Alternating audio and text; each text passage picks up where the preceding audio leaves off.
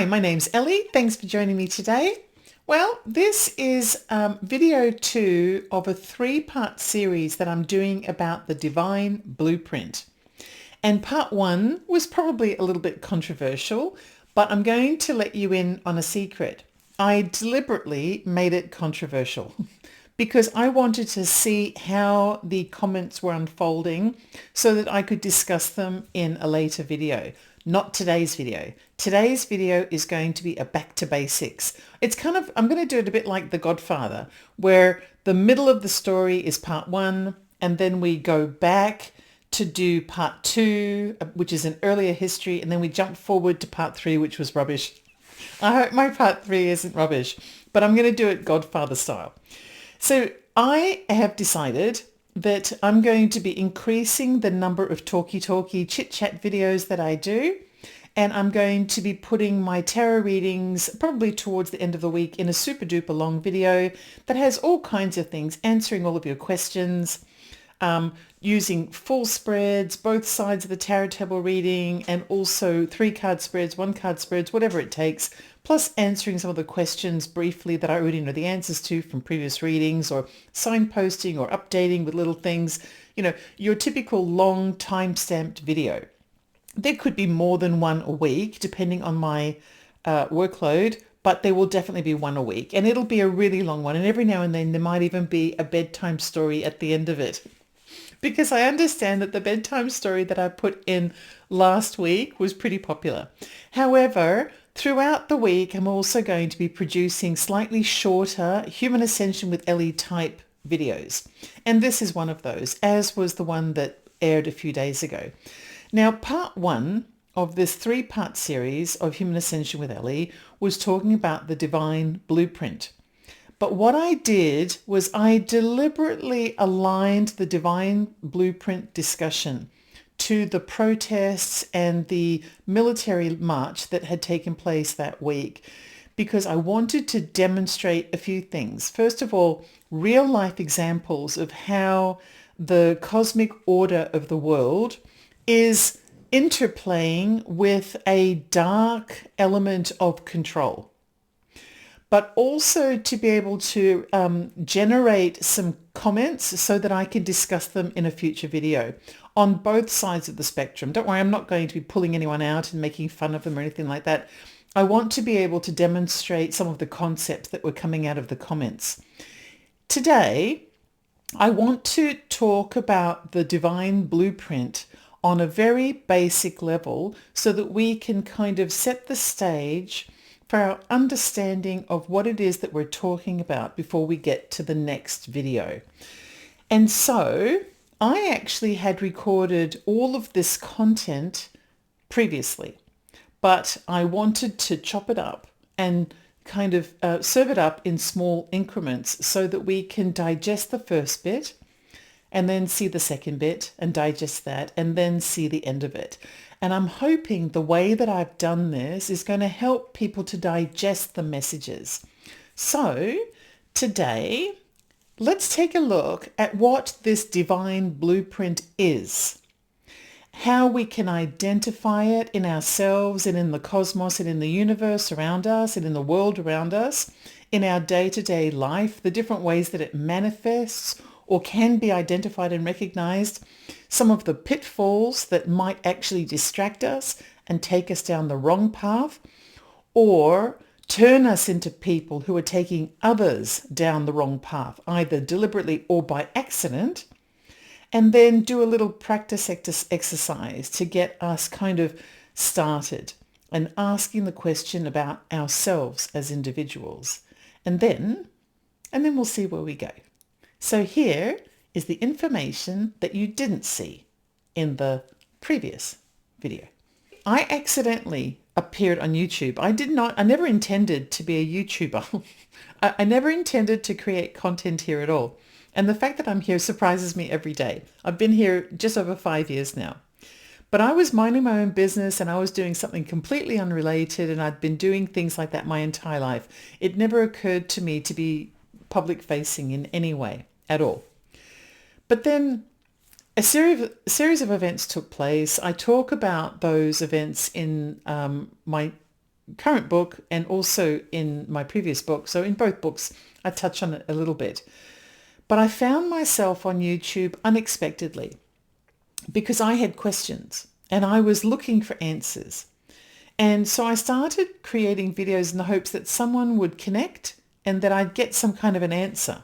I wasn't throwing out a question, but I was just connecting to say, this is what, this is what I'm thinking at the moment, to see who would respond. And then it just grew into this. And so it's kind of an accident. A lot of people associate the divine blueprint with things like angel numbers. So the most common angel number that people talk about is the 1111, kind of coincidence, although we don't even know if it's coincidence, like a synchronicity. People see repeat symbols during times of transformation in their lives. So there are all kinds of stories. You could probably do a Google search or an AI search or whatever it is to find hypothetical stories or even real stories about people who were going through moments of, I think it's more than a moment, they were going through periods of transformation in their lives. And during that time, and it may have even been very difficult times leading them through that transformation, they would repeatedly see certain numbers or certain symbols or something like that. Well, this is really quite common with people. And there are other types of synchronicities as well. They could be interpreted as coincidences that are just sort of haphazard, or as something that's part of that blueprint design.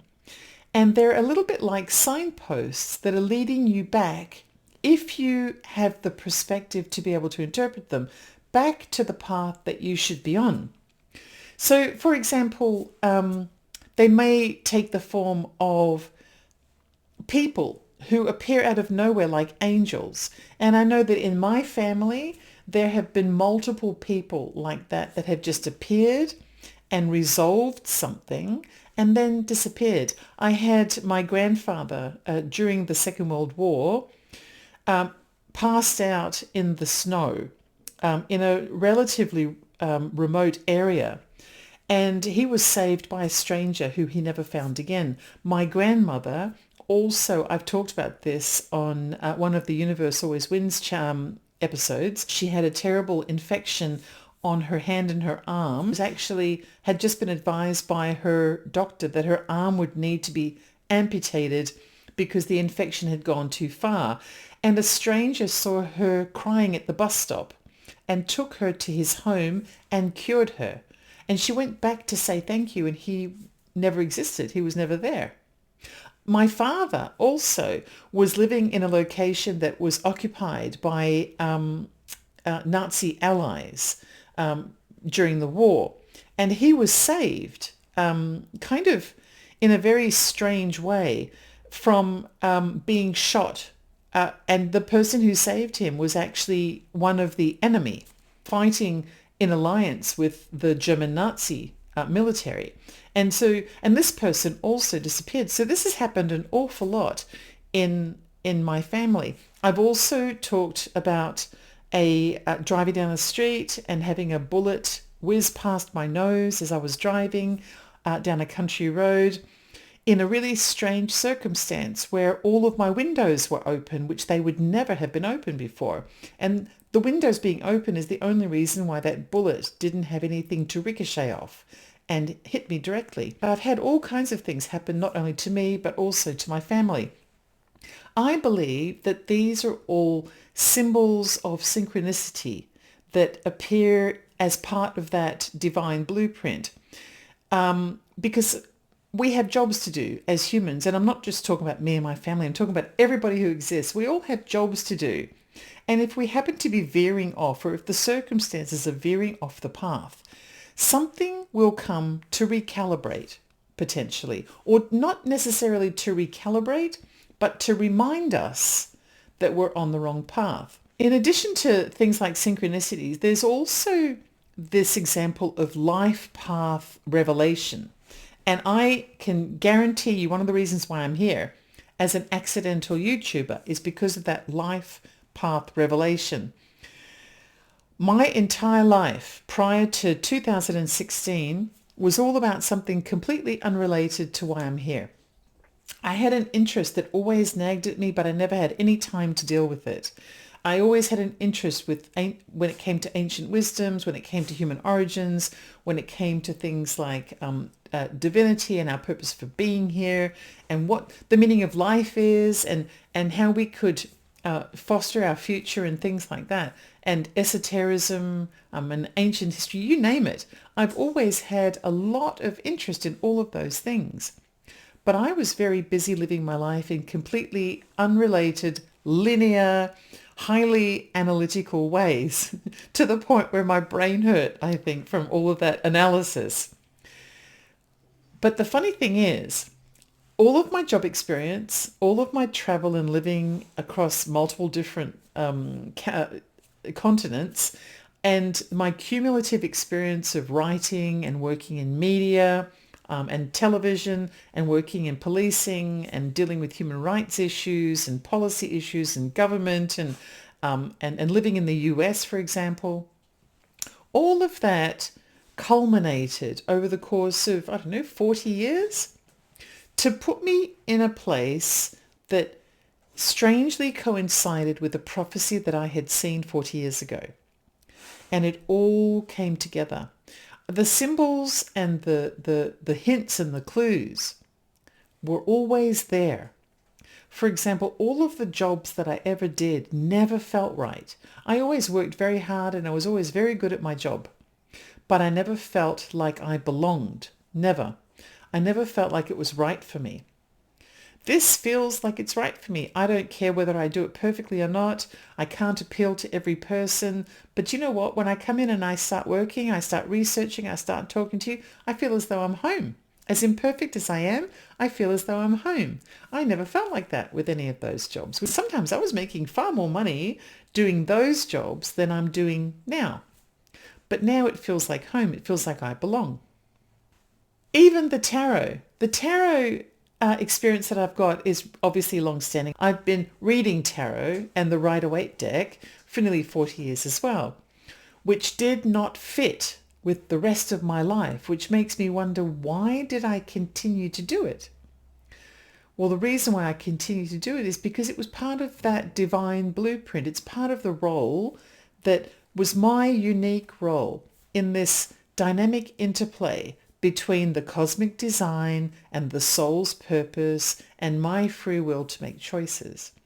I was pushing up against it for many, many years, doing what I thought society expected me to do, living in that framework.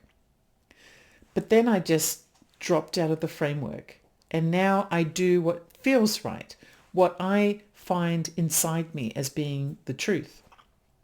And you know what? It just feels better. It just does. And I think that's all part of being placed within this roadmap and this divine purpose and this divine blueprint that all of us sit within. We can either fight it or we can embrace it and just naturally emerge and embody it. I have this bicycle that I bought when I first returned to Australia in 2016. And I didn't pay a lot for it. It's like a town bike. It's really pretty. If I can remember, I'll put a photo up, an image of it up while I'm speaking. I'll probably forget. But if I do forget, I can always put it up somewhere else. But I bought this town bike, but I never really enjoyed riding it because it just didn't feel right for me. It felt like it was for someone maybe younger than me. And now that I'm going to be 59 in a couple of days, boo-hoo, I need something that's probably a bit sturdier because, I've had a new knee, I've had a new hip, and I'm just getting older, And I'm a bit worried that all of that wonderful titanium might fall apart if I fall off my bike. But it is a beautiful bike. It's hardly ever been ridden, and it's been sitting in my garage for years. Well, the other day I was driving down the road and I saw some bikes sitting on the side of the road outside someone's house. And I was with somebody and I looked at one of the bikes. It was a white one. And I thought, gee, that's a really nice bike. It reminds me of this beautiful mountain bike that I used to have when I lived in Britain, which I left behind, which I rode to death before I left it behind. But I left it behind. And the person I was with said, oh, God, you're going to pick up a bike off the side of the road. It probably doesn't even work properly. It's probably, they're dumping it for a reason. And I just kept driving and kept going. Anyway, I was dropping this person home, and then I turned around and I came back. And as I was driving back, the owner of the house came out of the garage, and he was bringing yet another bike onto the nature strip, onto the green space outside the house. And I pulled over and I said, "Are you getting rid of these bikes?" And he goes, "Yeah, they're perfectly good. My family and I are avid cyclists, but we, every few years, every 5 years or so, buy ourselves brand new bikes because this is what we do. We just love cycling." And so they'd spent thousands of dollars to buy top of the range bikes for the father and the mother and the kids.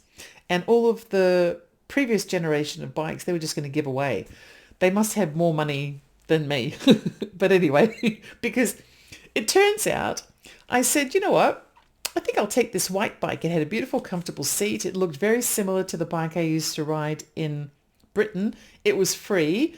And I thought, I don't know, I guess I'll spend a couple of $100 getting it fixed up at the bike shop. And it can't, it can't be, in Australia, it would cost a few $100s to do that. But in Australia, good quality bicycles are really expensive. And so it's worthwhile doing that. And it was physically like looking as though it was in really good condition. So I stuffed it into the back of the car somehow. It was kind of half poking out, but I was just around the corner from home. And I took it home and it sat in the garage for a couple of weeks. And then I thought, right, I'm going to take it down to the bike shop and see what they can do with it. And if they can't do anything, then I'll leave it at the tip or, donate it or do something like that. Anyway, I took it to the bike shop and they gave it a once over. And they said they only charged me $50, put in 2 new tubes that had pinched while the bike, had been sitting with flat tires in the garage. And the guy said to me, "Gosh, you really lucked out with this bike because this is a $2,000 bike and it's in nearly pristine condition." There you go. And it cost me $50 to get it back into the pristine condition. He said just the suspension alone is worth $500. Those were his words. So while I was there was this little fridge magnet that I saw on the counter. I picked it up and it said, "Donate your bike to Bikes for Humanity." And I thought to myself, oh, that sounds interesting. I said to the guy, "Would this be any good for my town bike that I've got in the garage?" And he goes, "Yeah, just bring it down and we'll have it shipped off to Africa. The only thing they have to do is maybe change the tubes because the bike is in perfect condition. It's barely been ridden. And someone is going to get this pretty, beautiful little town bike that isn't good for me, but is wonderful for someone else." That sounds like some form of divine blueprint synchronicity. Something worked out beautiful for me, almost like karma in reverse. I found something. I've been dying to ride a bike since I had all my operations, but I didn't feel confident riding the town bike because it just didn't seem like it would be sturdy enough for me, given all of the operations and everything I've had. But I've been dying to show Lolo what it's like to race with Mummy down the road, which I used to do with my previous dog, and Lolo's never known that. Anyway, we got to do that this weekend. I got to ride this amazing bike that cost me nothing apart from a couple of tubes for the tires, and I got to donate a bike to someone who really needs a bike, who probably is younger and more agile than me, and it felt like it was right. And that's the reason why I'm wearing my Universe Always Wins hoodie, because I believe that little things like that are also part of the divine blueprint. But one of the reasons why I'm bringing that up, even though it's a tiny little thing, is because it's a positive thing. It's about building what you love. And if I'm going to be talking about this kind of a subject here and facing you, I want to embody the things that I'm talking about. I don't want to just be someone who's talking. So when it comes to identifying your role in the divine blueprint of existence, it's possible to fall for some of the pitfalls that can occur. And one of those major pitfalls is ego. When we make choices, we're using our free will. And ego will often tempt us. Now, I'm not a religious person. I always have to remind people of that. But I'm going to sometimes use some of the lingo that religious people use. And One of the phrases that you'll hear me say a lot, because I do believe it's true, is the darkness versus the light thing. Now, ego is one of those things that catches us in the darkness. If we're really driven by ambition, or we have this need for validation and attention, then we're not working on behalf of the divine blueprint. We're actually serving ourselves.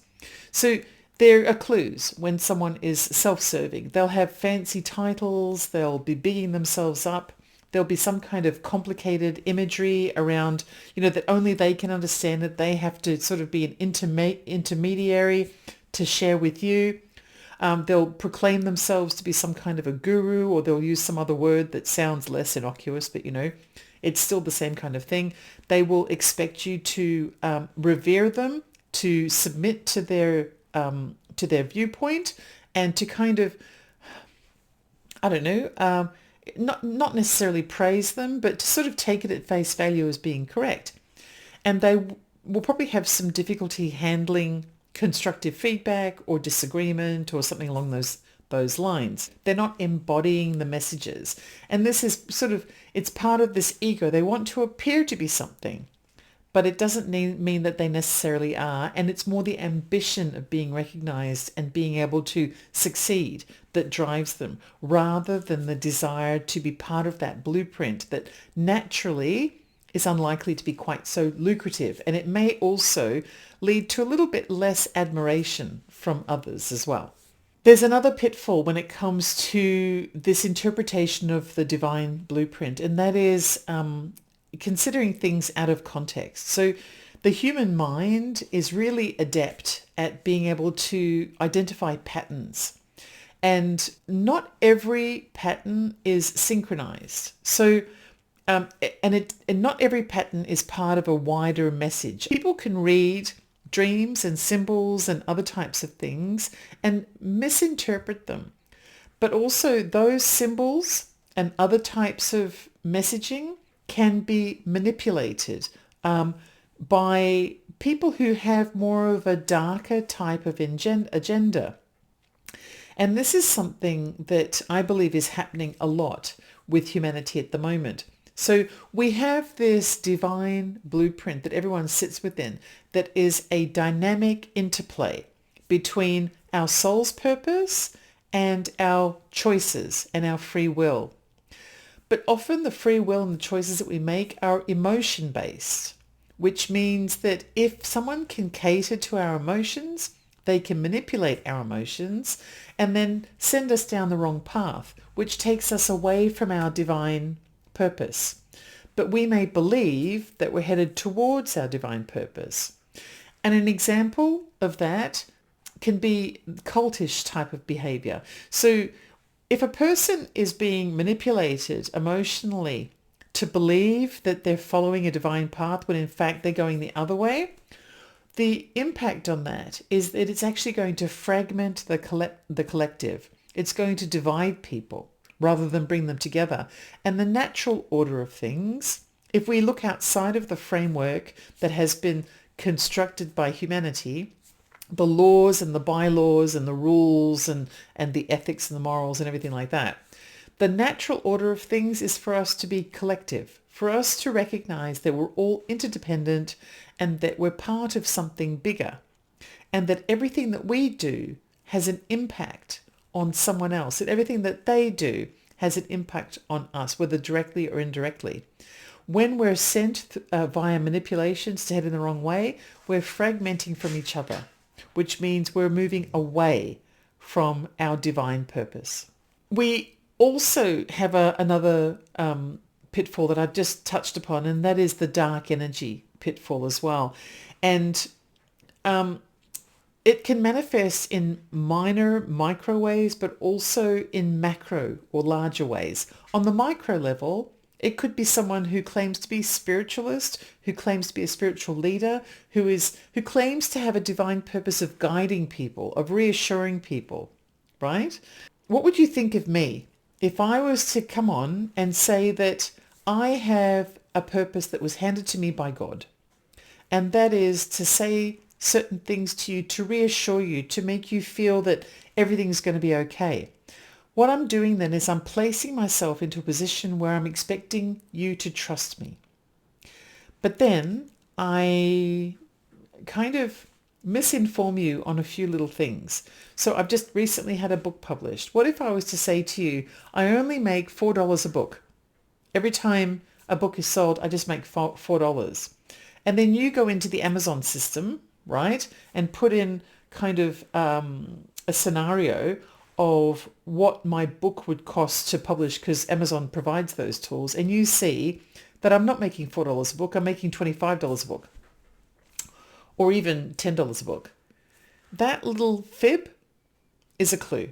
It's a clue that I'm not really here to reassure you, or I've fallen into the pitfall of dark energy, which is I'm preaching something divine, but it's actually coming from something darker, or I'm susceptible to dark influences. Now that's a tiny, tiny little thing. But if I say I'm here to reassure you that everything's going to be okay and you can trust me, but it turns out you actually can't, then that person has fallen into, whether it's deliberately or inadvertently, they have become susceptible to something that takes them away from their path, from the path that has been part of their soul's purpose. They have chosen to fragment at the intersection of that roadmap that applies to them. On the macro level, then we can have some really serious dark energy. So, for example, the cult scenarios, things like Charles Manson leading his followers to commit murder, or David Koresh with the Waco thing, where I think they had a standoff going, and about 70 or 80 of his followers, including himself, were killed in gunfire. Or the other one, Jim Jones, I think, the cult leader who managed to convince his following to do a mass suicide. This is all dark energy that is on a macro, much more serious level, convincing people that by manipulation, that they are part of something that sits within this divine blueprint. So there are definitely pitfalls there. And this is where I do believe, as unreligious as I am, that there are aspects of religious teachings that are based on the truth. For example, in the Bible, John chapter 9, verse 44 says, it speaks about the lie. And this is a strategy of deception that prevents us from being able to see and understand the simple truth of reality. But also in the Gnostic Book of Mary, I know that I've done an episode on this, which I'll link to the description box of today's show. Mary Magdalene states that direct teachings from Jesus to her say that there is really only one simple truth. And that truth sits inside us. And so everything else, including sin, including rules, including laws, including tradition, including rituals, including everything, is a lie. Everything else is a lie. The only thing that truly exists is that truth inside us. And it's that truth that takes us to our personal and collective empowerment, that allows us to be the light that shapes our future, that identifies where we sit in the divine blueprint and gives us the empowerment to be able to design our future. So both the Bible and your traditional Christianity, and also the Gnostic Christianity, both state the same thing. And that is that deception is a strategy that comes from a darker place. And its purpose is to fragment us and keep us ignorant of the truth so that we can't work as a collective. And that the truth doesn't need an intermediary. It doesn't need any laws or commandments. It doesn't need any rules or any policies or anyone to tell us what it is. If we reflect internally and look to find what's inside us, we'll see it there. We just need to bypass the distractions that prevent us from being able to look within. But that lie has been reinterpreted in a way. Now, this is something that I probably fell for in the early days as well. I did a 2-part series on whether or not Donald Trump was the Antichrist. And I did this for my KGI show, Human Ascension with Ellie. And I went through the Bible and I looked at all of the criteria, whether it was the personality criteria or the event criteria that helped to identify the Antichrist according to the Christian interpretation. And there was one element there which was called, it comes towards the end of the cycle, where thanks to the Antichrist, there is a falling away from the church where people begin to worship the Antichrist rather than Christ. And one of the things that they do is they fall for the big lie. Well, I aligned that to the big lie about the 2020 election being rigged. Except I don't think that's necessarily limited to that big lie. I think that lie that appears in John 9:44 and also that appears in the Book of Mary in Gnosticism and also is part of this end times prophecy in the wider Bible, especially in the New Testament. I think the lie could manifest in every possible way. The lie occurs when someone claims to know what they don't know and attempts to guide you down their chosen path instead of your chosen path. And that includes a spiritualist who claims to know the meaning of life and claims to know everything that exists, claims to have some kind of divine answer. I don't think anyone has the divine answer. That includes myself. I don't think anyone has that. I think the role of humanity is to find our inner light, our inner empowerment. And I think that is our role within the divine blueprint. So the blueprint applies to everyone, but we all sit within it. And our role is to find where we sit. And the only way to do that is to look within. We can't have anyone else tell us. So when someone attempts to tell us, I think that falls into the category of the lie that appears in the spiritual teachings. The only truth or truths that exist is that we are each interdependent, but we also simultaneously have our unique path to follow, our unique set of experiences within that divine blueprint. But we should be empowered towards positivity and collectivity. So we should be empowered through knowledge to act in a positive and collective way, because that empowerment is what takes us to love. And the love is far more powerful, particularly on the collective, than any kind of hate or fear or rules or anything. How do we recognize and align with this divine blueprint if we're starting from zero? The first thing is I think it's really a good idea to keep records. So if you happen to see a synchronization, things like numbers or colors or messages that just keep coming up, things that seem to be coincidence or synchronized in some way, keep a record, keep a journal of them and discuss them and talk about where you were in your life and how it made you feel. For example, my job experiences throughout my life and never really feeling as though I fit. And then here, suddenly, I feel like I fit, regardless of whether I do it well or don't do it well. Because, I'm human, I'm going to make mistakes. I'm not perfect. I don't expect to be perfect. I don't want to be perfect. But I still feel like it's right. And I'm willing to give up all kinds of things. I'm willing to give up a fancy title. I'm willing to give up, a much bigger salary and things like that because it feels right. I know I'm doing the right thing. And even though I can see negative things happening around me from time to time, I understand my place in those negative things now. And I acknowledge them. I might address them briefly because they're relevant, but I don't dwell on them. Instead, I continuously try and stay on my path. And of course, I'm not perfect and I will sometimes fall off, but I get back on and I do what I can because I'm human. I don't expect to be anything other than I am. It's just something to kind of think about. Try to create records. Try to look at them and see if you can find the patterns out there and what those patterns might mean to you.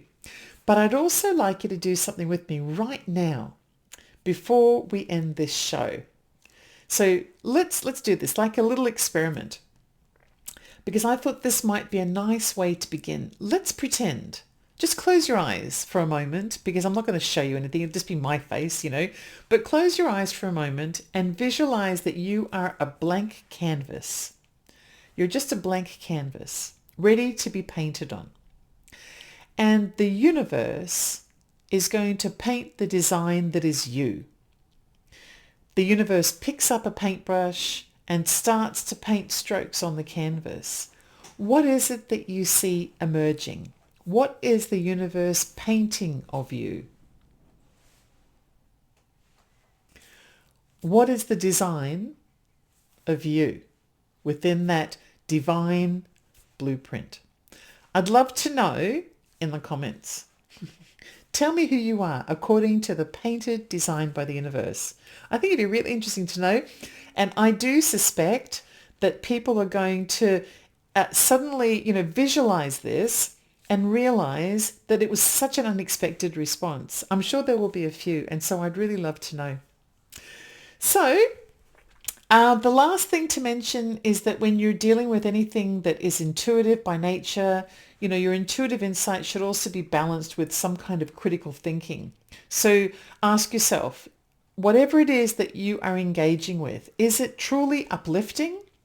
Or could it just be maybe an impulsive reaction? Also, periodically ask yourself, am I veering towards a darker type of emotion? Am I thinking exclusively and kind of leaving this collective out and starting to act as though, or believe that there are people who are exempt from empowerment, who don't deserve to be part of the blueprint? Just remember what I previously talked about, those British gatherings called the Stitch and Bitch, where women would get together with their knitting or their embroidery and go to the pub or go to a cafe and spend an hour or so complaining about their boyfriends or their husbands or their jobs or whatever it is, have a couple of drinks, go home feeling happy for the moment. The thing about the Stitch and Bitch is it might make you feel good in the moment, but it doesn't solve your problem. And until you solve your problem, it's going to keep recurring. And so if you start to feel yourself veering off, perhaps you require a recalibration of perspective until you no longer feel that anymore. It's something that I always work on, but I have to say, I do feel a change. I do feel as though I'm following my plan. Lesson number 1 was you are enough.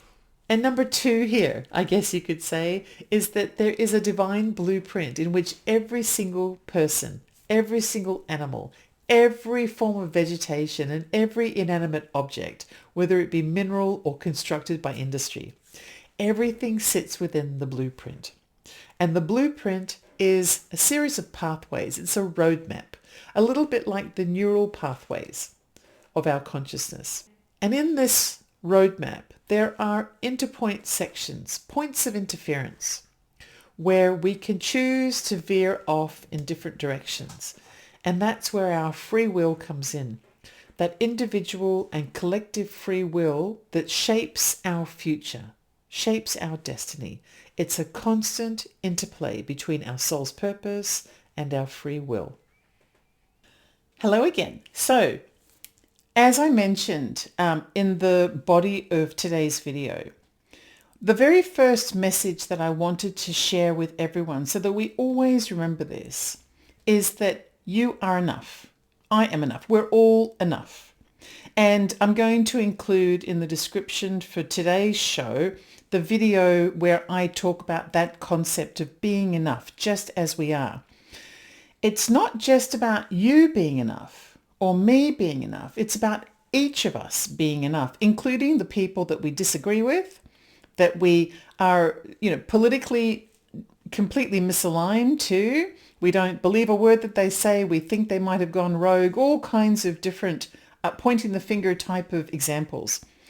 They're still enough themselves. The problem that we have at the moment as a race is that humanity has been living in a framework that has been fragmented because of an independent force that is creating the scenarios that make us divide from each other.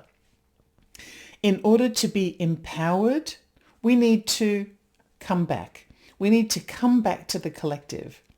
And the only way to do that is, first of all, to recognize that we are healed already. We are enough. We just need to find that healing within us to be able to identify that we are enough. And then we need to realize that we are just an example of the other as well. That other person is also enough. We're just trying to make sense of this chaos that's been presented as the framework that we must live under. So, of course, the immediate question is, why are we just, allowing ourselves to live under somebody else's framework? In the next video, I'm going to be talking about examples of other types of frameworks where people have come together and successfully bypassed the order of things without breaking any laws or doing anything. It's still considered to be civil disobedience, but it's not quite the same thing as protest. Populations of people, whether large or small, including, entire nations perhaps, but also small communities that have found a way to build what they love rather than fight what they hate or fight what they fear or fight what they resist or, resist what they dislike or what they disapprove of or whatever. And so I wanted to be able to not just talk about the problem, but also show glimpses of the solution. This is just the beginning. Understanding that we are enough and that we should have confidence in ourselves as individuals and as a collective is just a very early half step. Understanding the divine blueprint and how it manifests in our modern day reality is just another part of that first step. There are so many other things to discover, and I want to be able to build on this. So consider this to be sort of the very, very start of the beginning of something new. And each time I present, I'll try and create another layer of identifying a topic, looking at how it relates to our current reality, looking at how it might be taking us one way or how we might want to go another way, and also looking for examples of where it's worked and where it hasn't worked, whatever I can find. But part of what makes this possible is your interaction as well. So there you have it, sneaky Ellie.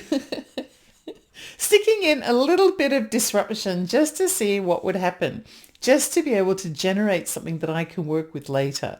And feel free to give me lots more to work with. But you know what I'd love to see? I would love to see what you came up with when you closed your eyes and you imagine that you were a blank canvas ready for the universe to paint your divine blueprint and where you sit in that. That I would love to know, because I bet that you would be describing yourself in a way that has nothing to do with the framework that has been imposed over you, that attempts to control you. My guess is that when you close your eyes and imagine what you want to build and what you love, it's something entirely different. The more positivity that we see in these comments, the more information there is to be able to harness it and turn it into something wonderful. We can complain and complain and complain, and we can be outraged and we can disagree and we can do all those things. But those things are never going to build anything that we love. But looking at this blank canvas and imagining a brand new world that has no limits, that has no imposing framework, that's a very early indication of what might be possible in the future. So just indulge me and do what you can, and let's just see what we come up with. In the meantime, thank you so much for watching and sharing and commenting and supporting this channel in all the ways that you do.